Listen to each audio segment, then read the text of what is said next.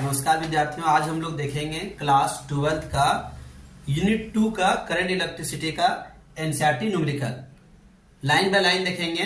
ठीक है, पुराना एनसीईआरटी बुक का भी देखेंगे, न्यू एनसीईआरटी बुक का भी देखेंगे और जेसीईआरटी झारखंड जो नया बुक जारी किया है जिसमें से बहुत कम एनसीईआरटी न्यूमेरिकल दिया गया है तो वो सब भी देखेंगे। सारा न्यूमेरिकल हम लोग सॉल्व करेंगे। तो देखिए, इसमें से सबसे पहला क्वेश्चन है, किसी कार की संचायक बैटरी का विद्युत वाहक बल 12 वोल्ट है। ठीक है, कार का स्टोरेज बैटरी का वोल्टेज कितना है, सॉरी ईएमएफ कितना है, 12 वोल्ट है और इसका आंतरिक प्रतिरोध इंटरनल रेजिस्टेंस कितना है, 0.4 ओम है।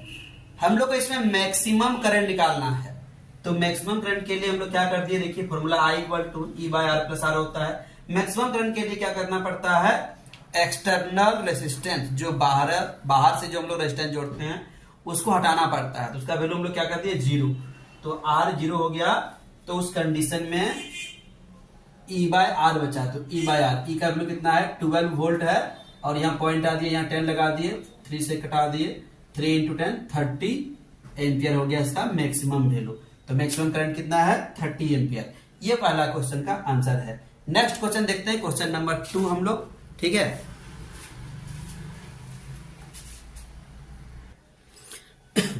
चलिए क्वेश्चन नंबर 2 देखते हैं। देखिए एक बैटरी दिया हुआ है जिसका ईएमएफ कितना है, 10 वोल्ट ईएमएफ का एक बैटरी है जिसका इंटरनल रेजिस्टेंस देखिए दिया हुआ है 3 ओम और इससे कितना करंट है, 0.5 एम्पियर करंट फ्लो हो रहा है। हमें इसमें निकालना क्या है, एक्सटर्नल रेजिस्टेंस R और टर्मिनल पोटेंशियल यानी वोल्टेज भी निकालना है। तो चलिए हम लोग जो फॉर्मूला से बनाए थे वही फॉर्मूला बनाते हैं। I = क्या होता है, E/R+R, R+R को इधर कर दिए तो ये हो गया E के बदले क्या पुट किए, 10 वोल्ट जो दिया हुआ था और I के बदले 0, यहाँ पॉइंट आ दिए, यहाँ 10 आ गया, यहाँ कटा दिए, 5 × 2 = 10 20 आगे। ये भी देखिए, ये 3 को हम लोग उधर ले गए हैं तो 20 - 3 17 ओम आंसर हो गया। ये हो गया एक्सटर्नल रेजिस्टेंस।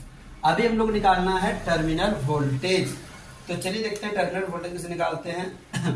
तो V = E - IR। E का वैल्यू 10 वोल्ट, I का वैल्यू कितना हो गया, 0.5 हो गया, मल्टीप्लाई किए 1.5 हो गया, 10 - 1.5 8.5 वोल्ट इसका राइट आंसर है। ठीक है, तो क्वेश्चन नंबर 2 हम लोग देख लिए। अब क्वेश्चन नंबर हम लोग 3 देखते हैं। नेक्स्ट क्वेश्चन,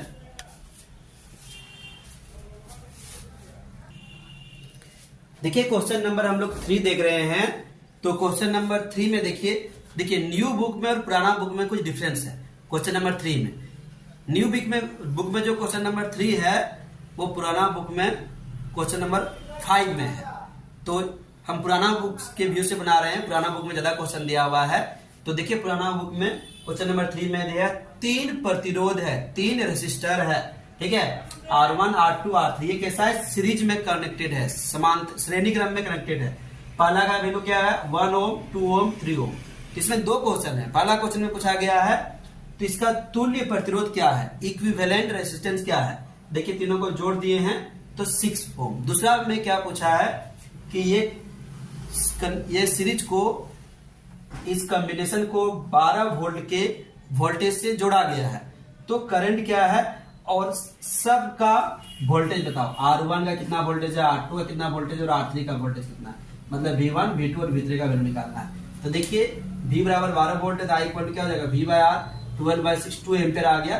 टोटल करंट कितना आ गया, ये कितना आ गया, 2 एम्पियर आ गया। ठीक है, अभी हम लोग निकालेंगे V1। तो V1 = क्या हो जाएगा, IR1। तो I का वैल्यू कितना है, I का वैल्यू कितना दिखे, यहाँ दिखा है। I को हम लोग बाद में लिख दिए हैं। ठीक है, तो कोई बात नहीं, इसको हम मिटा के लिख देते हैं अच्छा से। 2 × 1 कितना हो गया, 2 वोल्ट। इसका कितना है, 2 × 2 4 वोल्ट। इसका क्या हो जाएगा, 2 × 3 6 वोल्ट। तो ये लिख दिए IR1 IR2 IR3। ठीक है, तो ये हम लिख दिए। ये हो गया राइट आंसर क्वेश्चन नंबर 3 का। क्वेश्चन नंबर 4 देखेंगे इसी का। तो देखिए न्यू बुक वाले जो क्वेश्चन नहीं मिल रहा है वो क्वेश्चन नंबर 5 में है, टेंशन नहीं लीजिए, वो भी मिल जाएगा। तो चलिए देखते हैं क्वेश्चन नंबर 4 हम लोग। ठीक है, तो देखिए दिया हुआ इसमें से 3 प्रतिरोध है, 3 रेजिस्टर है जो पैरेलल में कनेक्टेड है। ठीक है, और इसको एक्सटर्नल पोटेंशियल 20 वोल्ट से जोड़ा गया है बैटरी से। ठीक है, तो चलिए हम लोग इसको सबसे पहले पहला क्वेश्चन है हम लोग का इक्विवेलेंट रेजिस्टेंस। तो देखिए पैरेलल में जोड़ दिए हैं, एलसीएम 20 आ गया है। ठीक है, और ये 19/20 आ गया, तो आर इक्वल टू क्या करें, इसको चेंज कर देंगे तो 20/19 ओम आ गया हम लोग का पहला का आंसर ए का। अब देखिए इसको 20 वोल्ट के एक्सटर्नल पोटेंशियल से जोड़ा गया है, तो नेट करंट कितना होगा सब सीरीज में निकालना है। यहाँ I1 निकालना है, यहाँ I2 निकालना है, यहाँ I3 निकालना है। ठीक है, तो चलिए देखते हैं हम लोग। सबसे पहले I निकालते हैं, तो V/R करके I इक्वल टू क्या होता है यहाँ V/R। तो V कितना है 20 वोल्ट, R कितना है 20/19, सॉल्व पे 19 एम्पियर हम लोग लाए। ठीक है, अब I1 निकाल रहे हैं, तो V/R1, V कितना है 20, R1 कितना है 2 ओम। इस तरह से हम लोग सॉल्व कर दिए, तीनों को निकाल दिए, ये हम लोग का आंसर आ गया। अब क्वेश्चन नंबर 5, क्वेश्चन नंबर हम लोग 5 देखेंगे। नेक्स्ट क्वेश्चन,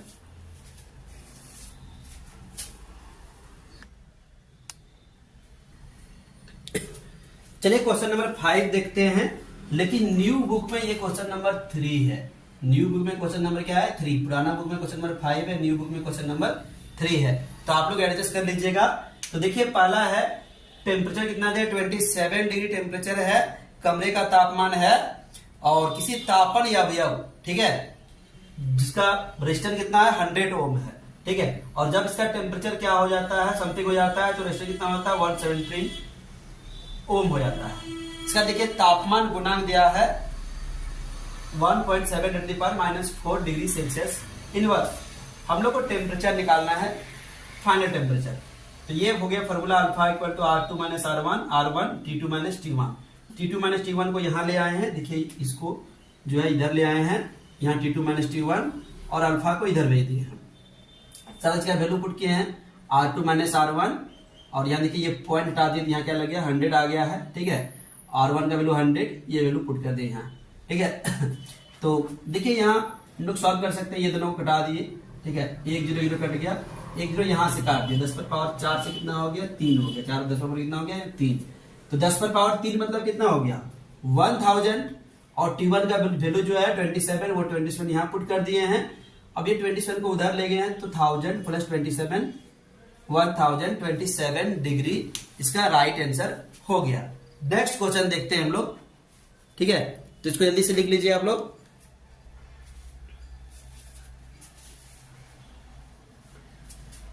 हाँ, तो लिख लिया इसको। नेक्स्ट क्वेश्चन देखते हैं, क्वेश्चन नंबर 6 देखते हैं हम लोग। तो ये है क्वेश्चन नंबर 6। देखिए दिया है 15 मीटर लंबे एवं 6.0 × 10⁻⁻7 मीटर स्क्वायर अनुप्रस्थ काट वाले तार से उपेक्षणीय धारा प्रवाहित हो रही है, नेग्लिजिबल करंट फ्लो हो रहा है, और इसका प्रतिरोध कितना है 5 ओम है। तो हमें निकालना है इसका प्रतिरोधकता, हमें रेजिस्टिविटी निकालना है। देखिए लेंथ दिया हुआ है, एरिया दिया हुआ है, और रेजिस्टेंस यानी प्रतिरोध दिया हुआ है। तो रेजिस्टिविटी R इक्वल टू क्या, रो इक्वल टू RA/L होता है। R का वैल्यू कितना है यहाँ पुट कर दिए हैं 5 है, ये है, कटा दिए इसको 5 3 यहाँ 2, तो ये हो गया हम लोग का राइट आंसर। ठीक है, जल्दी इसको नोट कर लीजिए।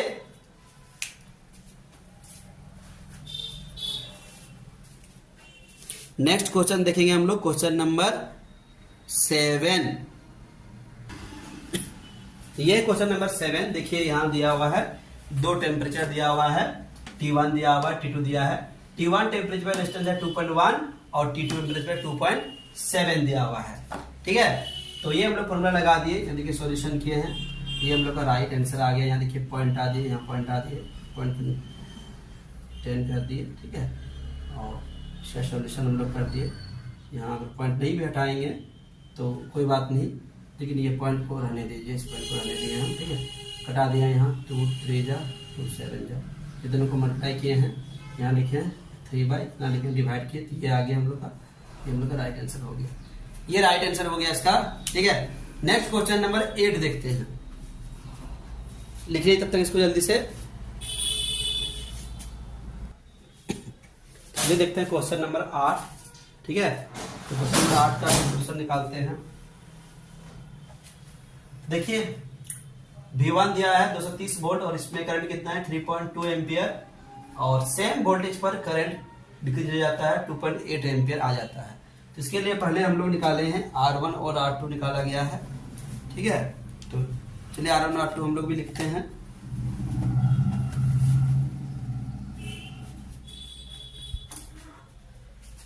ये देखिए R1 equal to V1 bye I1, यहाँ निकाले हम लोग कैलकुलेशन करके।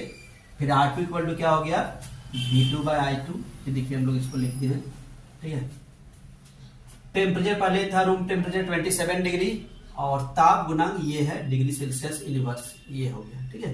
तो फॉर्मूला जैसे था हम लोग इसी तरह निकालेंगे। क्वेश्चन नंबर जैसे 3 निकाले थे पुराना बुक में और न्यू बुक में, और पुराना बुक में 5। ये देखिए फॉर्मूला लिखे हैं, पुट किए माइनस के इसका सॉल्यूशन जब हम लोग किए पूरा का, तो हम लोग है 840। अब T1 का वैल्यू 22 करके ये हम लोग का राइट आंसर हो गया, ये हम लोग का इसका आंसर आ गया। तो लिखिए ये है वीडियो का पार्ट 1, हम लोग पार्ट 2 भी बनाएंगे, ठीक है। और इसके बाद अगला पार्ट में सारा वीडियो का सॉल्यूशन मिलेगा, ठीक है। तो आज के लिए तो चलिए देखते हैं हम लोग आज का यूनिट 2 का एनसीईआरटी न्यूमेरिकल का क्वेश्चन नंबर हम लोग 6 तक देखे थे। आज हम लोग देखेंगे क्वेश्चन नंबर 7, 8 तक देख लिए थे। आज क्वेश्चन नंबर हम लोग 9 देखेंगे। क्वेश्चन नंबर 9 देखिए क्या है, ये देखिए इसका डायग्राम दिया है। इसमें दिया है क्वेश्चन नंबर, चित्र में दर्शाए गए नेटवर्क की प्रत्येक शाखा में प्रवाहित धारा निकालें। यहाँ देखिए इसमें धारा निकालना है, इसमें धारा निकालना है, इसमें धारा निकालना है, इसमें धारा निकालना है, इसमें धारा निकालना है, ठीक है। तो ये रहा क्वेश्चन। तो चलिए हम लोग देखते हैं क्वेश्चन को। देखिए इसमें से दिया हुआ है ABCD नाम दे दिए हैं। इसमें प्रतिरोध है 10 ओम, इसमें 5 ओम, इसमें 5 ओम, इसमें 10 ओम, इसमें 5 ओम। इसका देखिए अनुपात समान नहीं होता। अगर अनुपात होता तो ये व्हीटस्टोन के सिद्धांत का पालन करता, लेकिन ये अनुपात समान नहीं होता है। यहाँ भी 10 ओम है। तो हम लोग पहले देखते हैं बंद परिपथ ABDA। ये वाला देखिए, ये वाला परिपथ में ले रहे हैं हम लोग, इस परिपथ में ले रहे हैं ABDA में। इसको 1 मान लिए हैं पहला कंडीशन में। तो इसमें देखिए इसमें कितना प्रतिरोध हो जाएगा I1 × 10, I1 × 10। इसका प्रतिरोध हो जाएगा I3 × 5, I3 × 5, ठीक है। इसका अब देखिए इसका डायरेक्शन इधर है, इसका डायरेक्शन इधर है, इसका एंटी क्लॉक हो जाता है, इसलिए हम लोग यहाँ माइनस दे दिए। क्या दिए? यहाँ माइनस दे दिए। और ये हम लोग का आ गया क्या 10I1, 5I3 और -5I2, ठीक है। तो इसी को सॉल्व हम लोग कर दिए, कॉमन लेके इधर कर दिए 2I1, I2 और I3 को इधर रख दिए, 6 लेबर ढंग से रख दिए। अब बंद परिपथ में हम लोग इसमें लेते हैं, ये वाला में। तो इसमें देखिए करंट कितना, यहाँ करंट जा रहा था I जो 2 पार्ट में डिवाइड हुआ था I1 और I2 में। I करंट जा रहा था I1 और I2 में डिवाइड हुआ। अब यहाँ I1 करंट जा रहा है, इधर से कुछ करंट आ गया, कितना इधर रेस्ट करने बचा I3 minus I1 minus I3, और इधर से कितना करंट रिलीज हुआ I2 प्लस I3। तो ये जो DC ब्रांच में, DC में के लिए कितना करंट हो गया I2 प्लस I3। BD के लिए कितना करंट हो गया I3, और BC के लिए कितना करंट हो गया I1 माइनस I3। चलिए लेते हैं, हमको सबको लिखे हैं I1 माइनस I3। देखिए I1 माइनस I3 इसके लिए लिए हैं, फिर इसके लिए I2 plus I2 plus I3, और ये बीच वाले के लिए क्या लिखते हैं I3 माइनस I5। इसको सॉल्व किया गया है, ठीक है। और ये सॉल्यूशन आया I1 माइनस 2I2 और 4I3। इसको इक्वेशन 2 मान लिया, ठीक है। अब देखिए बंद परिपथ, ये देखिए ये दोनों का हम लोग निकाल लिए, ये दोनों का हम लोग निकाल लिए हैं। रेस्ट रह गया, ये वाला रह गया, ये वाला, ये वाला A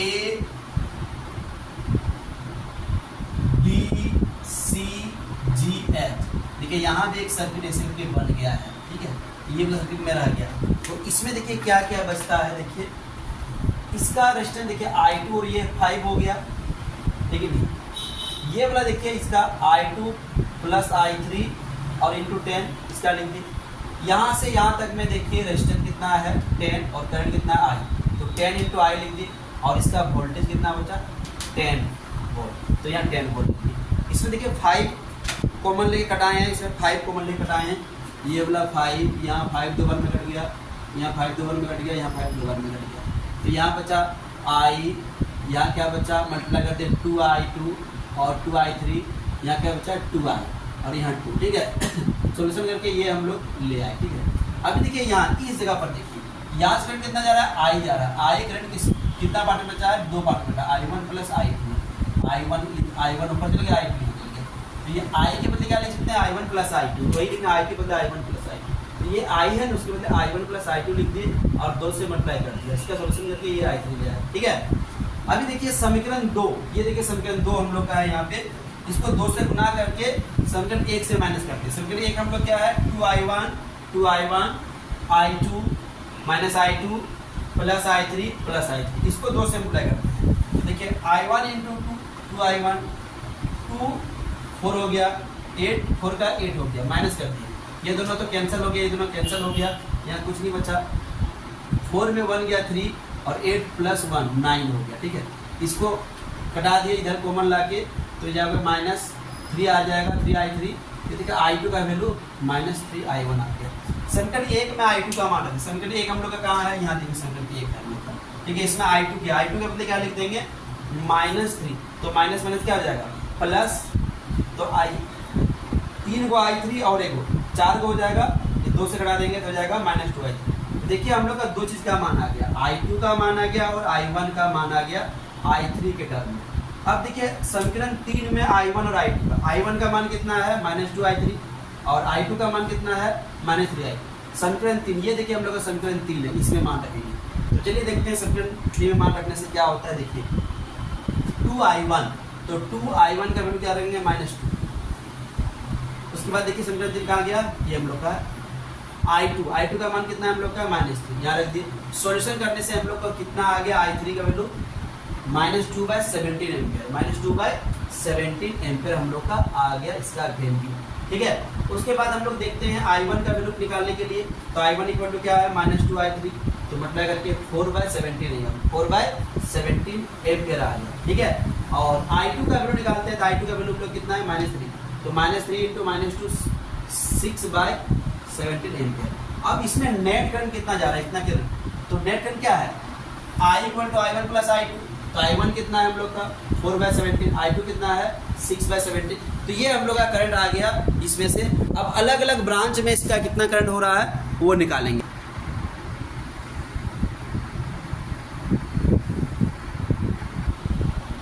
चलिए देखते हैं हम लोग अब अलग अलग ब्रांच में कितना कितना धारा प्रवाहित हो रही है, ठीक है। तो देखते हैं हम लोग ए बी, इस ब्रांच में कितना धारा, इस ब्रांच का नाम क्या है, i1, तो i1 का वैल्यू हम लोग पहले निकाल चुके हैं, कितना है 4/17, तो 4/17 एम्पियर हो गया। i2 धारा का मान हम लोग पहले निकाल चुके हैं 6/17, तो कितना हो जाएगा 6/17। देखिए i2 का वैल्यू हम लोग निकाल दिए एडी में का वैल्यू हम लोग 6/17 निकाल दिए। अब BD, इसमें i3 का भी वैल्यू हम लोग पहले निकाल चुके हैं, वो -2/17, तो -2/17 हो गया। इसमें निकाल लिए, इसमें निकाल लिए, इसमें निकाल लिए। हम लोग निकालना है BC में, तो BC में क्या आ जाएगा i1 माइनस i3, तो i1 माइनस i3 जो वैल्यू है वो निकाल दिए 6/17। DC में निकालना है, तो DC में निकालना है i2 प्लस i3, i2 का वैल्यू कितना है, i2 का वैल्यू हम लोग यहाँ देखिए i3 का वैल्यू निकाल दिए, सॉल्व करके ये निकल गया। टोटल धारा I बराबर क्या होगा, पहले निकाल चुके हैं 10/17 एम्पियर। तो इस तरह से ये ब्रांच में हर एक में हम लोग धारा का मान निकाल चुके हैं, ठीक है। वीडियो को पॉज करके स्क्रीनशॉट ले लीजिए और इसका सॉल्यूशन कर लीजिए। NCERT क्वेश्चन नंबर 9 है यूनिट 2 का, ठीक है। तो देखते हैं हम लोग नेक्स्ट क्वेश्चन।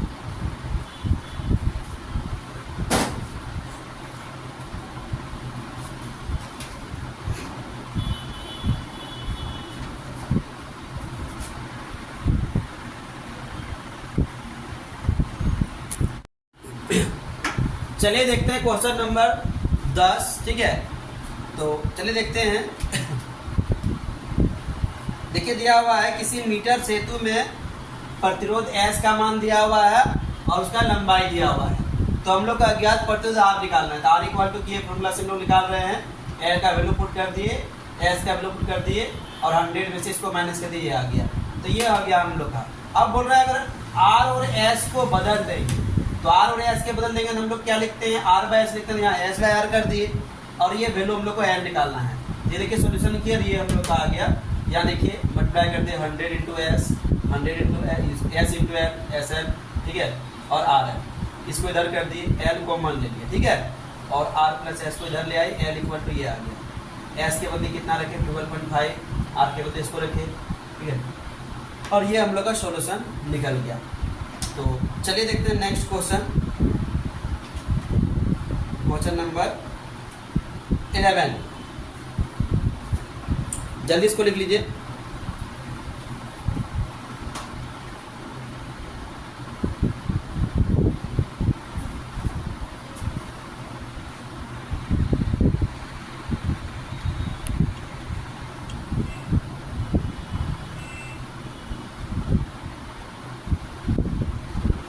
चलिए देखते हैं क्वेश्चन नंबर 11। ये देखिए क्वेश्चन नंबर 11 है हम लोग का, ठीक है। देखिए इसमें दिया हुआ है 8 वोल्ट विद्युत वाहक बल की एक संचायक बैटरी जिसका आंतरिक प्रतिरोध 0.5 ओम है को श्रेणी क्रम में 15.5 ओम प्रतिरोधक के साथ जोड़ा जाता है और इसको एक्सटर्नल वोल्टेज कितना 120 वोल्टेज से चार्जिंग में जोड़ दिया जाता है। चलिए देखते हैं करंट क्या होता है। तो एक्सटर्नल वोल्टेज माइनस EMF और टोटल रेजिस्टेंस, ये देखिए टोटल रेजिस्टेंस को जोड़ दिए यहाँ, और एक्सटर्नल वोल्टेज कितना है 120 वोल्टेज और EMF कितना है 8, सॉल्व करके 7 एम्पीयर है। चार्जिंग के टाइम में हम लोग का टर्मिनल वोल्टेज, तो चार्जिंग के टाइम में टर्मिनल वोल्टेज निकालते हैं तो उसमें से क्या होता है प्लस होता है। हमेशा क्या होता है टर्मिनल वोल्टेज कम होता है लेकिन चार्जिंग के टाइम में क्या होता है ज़्यादा होता है, इसलिए E प्लस IR, और ये हम लोग को 11.5 वोल्ट याद होता है। याद रखिएगा कि हमेशा क्या होता है E बड़ा होता है V से, लेकिन चार्जिंग के टाइम में जब चार्ज करते हैं तब उस कंडीशन में V क्या आ जाता है प्लस हो जाता है, यहाँ क्या होता है प्लस होता है, लेकिन हमेशा क्या होता है E माइनस IR होता है। अगर चार्ज नहीं करेंगे तो ये फॉर्मूला सही होगा, लेकिन चार्जिंग के टाइम में क्या होता है प्लस होता है, ठीक है। तो अभी चार्ज कर रहे हैं बैटरी इसलिए यहाँ हम लोग प्लस किए हैं, अगर चार्जिंग नहीं करते तो हम लोग यहाँ माइनस करते हैं टर्मिनल वोल्टेज निकालने के। तो चार्जिंग के टाइम ही प्लस होता है, बाकी टाइम में क्या होता है माइनस होता है। तो ये हो गया हम लोग का राइट आंसर। नेक्स्ट क्वेश्चन देखते हैं, जल्दी से इसका स्क्रीनशॉट लीजिए और लिख लीजिए, ठीक है। तो चलिए देखते हैं हम लोग, चलिए देखते हैं क्वेश्चन नंबर नेक्स्ट हम लोग 12 देखते हैं क्वेश्चन नंबर। तो 12 क्वेश्चन नंबर क्या है देखिए किसी विभव मापी व्यवस्था में 1.25 विद्युत वाहक बल से एक सेल का संतुलन बिंदु 35 सेंटीमीटर में प्राप्त होता है। दूसरे सेल का विद्युत वाहक बल निकालना है हम लोग को जिसका संतुलन बिंदु 63 पर प्राप्त होता है। जैसे कि हम लोग जानते हैं विद्युत वाहक बल की तुलना करने के लिए हम लोग जो निकाले थे E1/2 L1/2, हम लोग को निकालना है इसमें से क्या E2 निकालना है।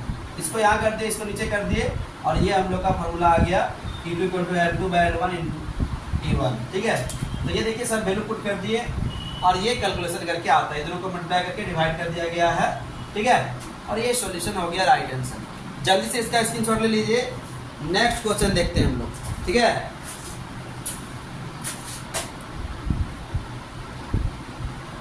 नेक्स्ट क्वेश्चन देखते हैं, ठीक है। आप लोग चैनल को अभी सब्सक्राइब कीजिए और वीडियो को लाइक कीजिए। इस तरह से का वीडियो आप लोग को मिलेगा, सारा चैप्टर का इंसर्टेड न्यूमेरिकल मिल जाएगा, ठीक है। तो जल्दी से चैनल को सब्सक्राइब कर दीजिए। चलिए देखते हैं क्वेश्चन नंबर 13 क्या दिया हुआ देखिए किसी तांबे के चालक में मुक्त इलेक्ट्रॉनों का संख्या घनत्व दिया हुआ इलेक्ट्रॉन तांबा का तार में कितना है, इसका लंबाई कितना है 3 मीटर और इसके अनुप्रस्थ काट का क्षेत्रफल 2.0 मीटर और कितना धारा प्रवाहित हो रहा है 3 एम्पियर। तो हमें क्या निकालना है, अफवाह वेग करने में कितना समय लगेगा, इलेक्ट्रॉन को एक टर्मिनल से दूसरे टर्मिनल जाने में कितना समय लगेगा। सबसे पहले अफवाह वेग निकालते हैं हम लोग I = NE VD, तो VD = I/NE ये निकाल दिए, ठीक है।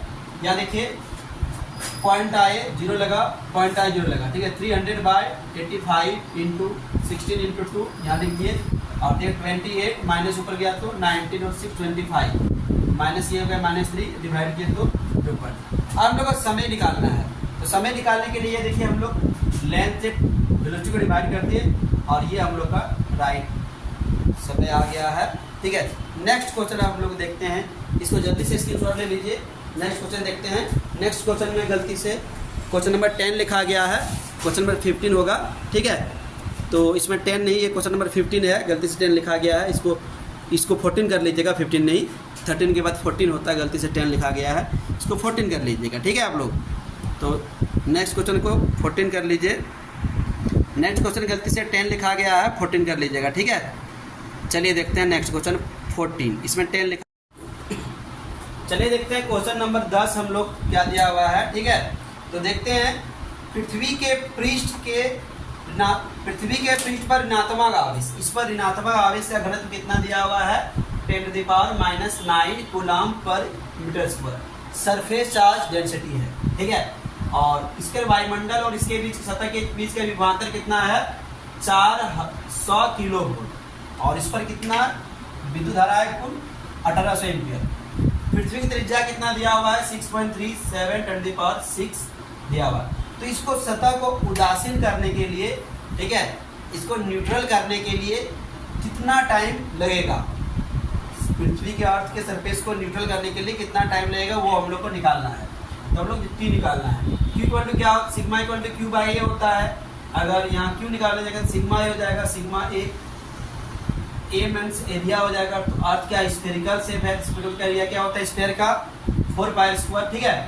I इक्वल टू क्या होता है Q/T, हम लोग को T निकालना है, T को यहाँ कर दिया, I को यहाँ कर दिए, तो T equal to Q/I, Q का ये जो वैल्यू सिग्मा पुट कर दिए और I का यहाँ, और इसका सॉल्यूशन करके ये टाइम आ गया 283.1 सेकेंड। ये इतना समय लगेगा पूरा अर्थ को न्यूट्रलाइज करने के लिए, इसको उदासीन करने के लिए, ठीक है। तो चलिए नेक्स्ट क्वेश्चन देखते हैं हम लोग, ठीक है। तो लिख लीजिए जल्दी से।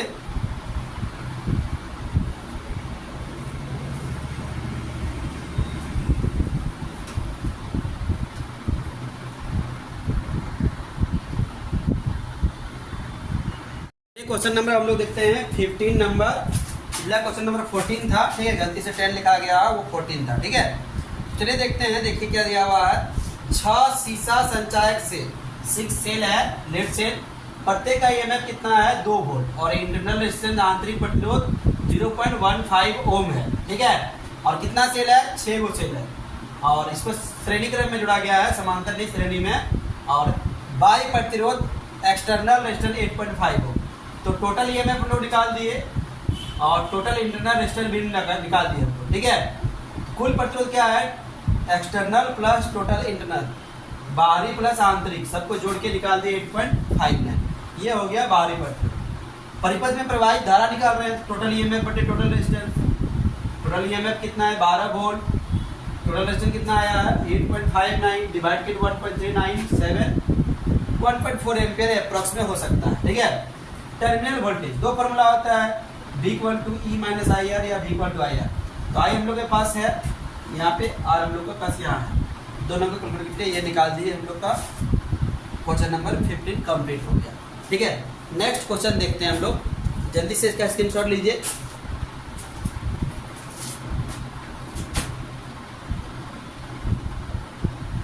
तो जल्दी से आप लोग चैनल को सब्सक्राइब कर दीजिए और वीडियो को थोड़ा शेयर कर दीजिए, ताकि अधिक से अधिक विद्यार्थी इसका लाभ ले सकें, ठीक है। तो जल्दी से आप लोग चैनल सब्सक्राइब कर दीजिए, जल्दी जल्दी हम लोग को 1K पार करना है, और इसका व्यू भी अधिक से अधिक हो सके, इसलिए आप लोग वीडियो को शेयर करते रहिए।